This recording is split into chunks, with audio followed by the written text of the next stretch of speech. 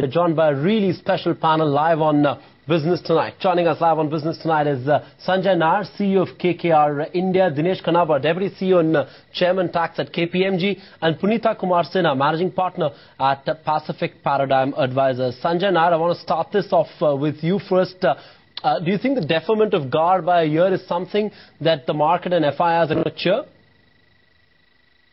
Yeah, it probably would. I don't think we were too hung up on GAAR and no GAAR. Ultimately, you do need these anti-avoidance rules in the long run. So deferring them by a year or two is, I'm not sure what the outcome means. But clearly making sure that, the current treaties don't get overridden is obviously an important outcome and a positive one. As to how it affects FIIs, who are far shorter term in a way in their approach to investing, I wouldn't want to comment on that. But I think for private equity, what is relevant is the fact that if people have adequate proof not to override the treaty is a great outcome, and then having a very clear tax on unlisted shares is the second thing that really which we have got, which is very positive. Punita Kumar, do you think FIIs are really going to cheer the delay, or would there be cautious optimism around this? Is delayed GAAR any better? Well, first of all, I would say that deferment is good because it is giving people time to reassess the situation. But it is not a very big positive. It is because it's only a deferment. It is not a change in the stance. And during this 1 year, a lot of discussions will be held, and we don't know what the final outcome and decisions will be of that. All right, that said, Punita, Sanjay Nair, do you agree with Punita that deferment of GAAR could actually create more uncertainty in the minds of investors? Do you agree with that? Again, I think the question really is for what kind of investor class you represent, right? For the kind of investor class that private equity represents, which is very long-term money from endowments, sovereign wealth, pension funds, I don't think the 1 year or 2 year deferment really matters. Yeah. Okay, let's bring in Dinesh Khanaba into the discussion as well. Dinesh, how do you read into this? What's a bigger victory, so to say, for industry and for the markets? The fact that it's been delayed by a year, or the fact that some concessions have been made? So, 2-3 things. First, the fundamental principle out there that the burden of proof is now going to be on the tax office is a very, very critical development. It's a very significant step forward. So that's one part. Second is that the fact that there is this constitution of this committee where there is an independent nominee, of course, it's again a government nominee, but somebody from the Ministry of Law. And the fact that people can go and make a representation to say what are the areas where GAAR should apply and where should it not apply is again a positive step forward. I'm a little bit perplexed as to why would the finance minister want to really introduce GAAR with effect from 1st April 2013 in this finance bill. Because what we are told is that come 1st April 2013 we are going to have the direct taxes code bill. So really this sort of act becomes irrelevant, and under the provisions of direct taxes code bill, the GAAR as it was anticipated was significantly different. But I think the more important thing is that if the government was to go back and reflect on some of the suggestions which have come in from the Standing Committee on Finance and really put that. So today we have a number of situations where GAAR really creates a lot of subjectivity. What transaction is bona fide? What transaction constitutes abuse of law? What is substantial commercial substance? Those are the issues. And again, as Sanjay rightly put, that are we really going to have a tax treaty override generally, or are we going to have some measurable criteria where tax treaty benefits will not be denied? If all of these are taken into account, I think we have a significant step forward.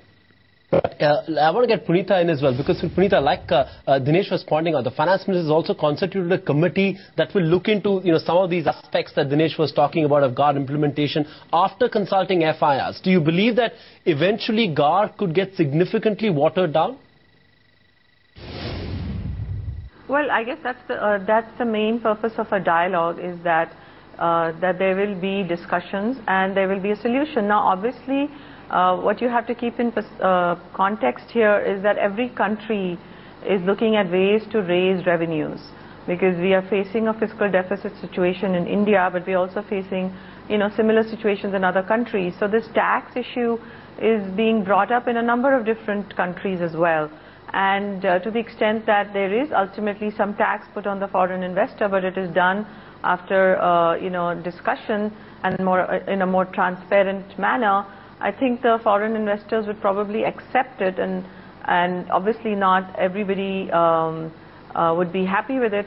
But ultimately, raising taxes is not, I don't think, the main issue. The main issue is that it should be done transparently, and it should also be done in a manner that it's not retrospective, so that people know going forward exactly what they're going to get by investing into India.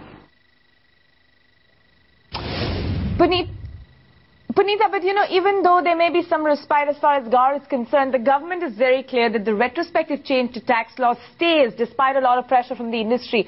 How will foreign investors read this? I mean, the whole retrospective tax issue in deals like Vodafone and others. Yeah, as I said, retrospective changes are very damaging for sentiment and create a lot of uncertainty, because you could be investing today with a certain return target in mind, and you suddenly can get hit with a retrospective tax. And what that does is it affects if you're running a mutual fund or a fund, it affects the owners of the fund at the time that this is levied, because the owners that have exited without paying the tax. So I think that's where the danger lies. You have to be more transparent, and you have to set the rules very clearly rather than going and changing them midway. Dinesh, is that something that everybody's pretty much got a consensus on, that the retrospective tax changes are something that are a bigger blow than anything else? People might have digested GAAR over some years, maybe even less than a few years, but the point is the retrospective tax changes is something that they need to have fixed. Just one small comment on GAAR before we move on to the retrospective amendment. I think Sanjay made an important point that every country does have some sort of a GAAR, and to expect India to not have substance over form is not a right thing. Therefore, in some form and shape, GAAR needs to be there. It's only a question of how do we remove subjectivity out of it. Coming to your question on retrospective, and again, I'm not getting into the rhetoric of whether it is good or bad sentiment, but I was a little bit perplexed at the comments which I heard today. So we have the finance bill as it is now laid down to be adopted tomorrow by the Parliament, which contains exactly the very same provision vis-a-vis the retrospective amendment on overseas transfer as was originally proposed. So no changes at all. But then one heard the finance minister come back and say that he is going to respect wherever assessments are over. Now, what does that mean? I'm really struggling with that, because what is mentioned is that that's going to be something which is going to come out by way of a circular. Now, would one say that in the case of Vodafone, for example, where there is the largest potential demand, that given the fact that Supreme Court has already given its judgment, the assessment is already complete, there is nothing which is open out there, and if that be the case, can one say that this issue is over so far as Vodafone is concerned? Maybe there are some other open matters where this will apply. I really don't know. I must say that I was a little bit perplexed with the finance minister's statement, and more important, the fact that while this is being legislated, we are looking at a clarification or a circular on the subject from CBDT. Indeed so, and that's what even Vodafone seems to have said, that somewhere it seems to have got buried in there. They don't have any clarification, and if at all it's awaited, well, everybody is. Well, what's important for our viewers who are just joining in, that this is a big and a very key discussion about what's the way forward, given that GAAR has been delayed. We've got the most high-powered panel here this evening on business television. Sanjay Nair, back to you. Private equity players have been brought at par with FIs in terms of how they will be taxed on long-term capital gains made on investments in unlisted securities. Something that you and a whole lot of others were lobbying for. A big relief indeed. Yeah, I think what is a relief is that there is clarity now, because when you invoke GAAR, the whole worry becomes, what do you get treated for as a long-term investor in this country? The private equity capital wanted to make sure that we get the treatment which is at least equal to, if not better than, what FIs get, and I think that's a pretty reasonable ask. So while nothing exceptional has come out, I think what's come out is clarity. And yes, therefore being treated on par with FIIs makes a lot of sense, and I think it's a pretty good outcome. It's a pretty good outcome from the private equity industry. At least there's clarity on one thing, Dinesh Kanabar, that at least as far as private equity players are concerned, taxation is going to be fair and equitable. Actually, it's a bit of a bonanza for them for 2 or 3 reasons. First is, as you look, as Sanjay mentioned, you now have clarity of what is the taxation, and it is on par with what FIIs would otherwise have. But look at two other things. The reason why one wanted a lower or a certain withholding tax on disinvestment in unlisted securities was that GAAR was around the corner. So now you have GAAR being pushed back by a year, and dispositions in that 1 year itself are subject to a lower rate of tax. So that's sort of a bonanza. More important is also the fact that if you are now divesting in an IPO, that is treated as sort of on par with divesting of a listed security, and so long as securities transaction tax is paid, there is no long-term capital gains tax. So from a private equity perspective, it's a very, very good outcome, I would say. Okay, let's also talk markets. Punita Kumar Sinha, markets in India have been largely range-bound over the last few months, definitely after the budget, tentative and nervous. Could today's developments be a trigger for a rally, at least in the near term? My view is that this is a short-term trigger because ultimately India's equity markets are going to move a lot with the global markets. So there are a lot of other factors that are affecting flows into India. Taxation and uncertainty of taxation was one issue, and a number of people had frozen their investments into India. But I don't know until they have a lot of clarity as to what the final outcome might be. They may make some short-term investments.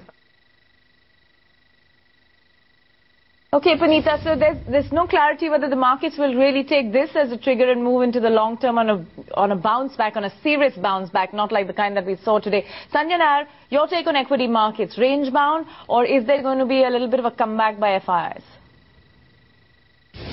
Look, I think certainty definitely helps. So to that extent, if the markets were getting oversold, I think that recovery will happen. But I think fundamentally there's a lot that has to be done on the macro front for the companies to really flourish and achieve the growth rates that they should. So I think until you see all of that play out, it's probably too far-fetched to assume that you get a massive recovery in the markets. Yeah.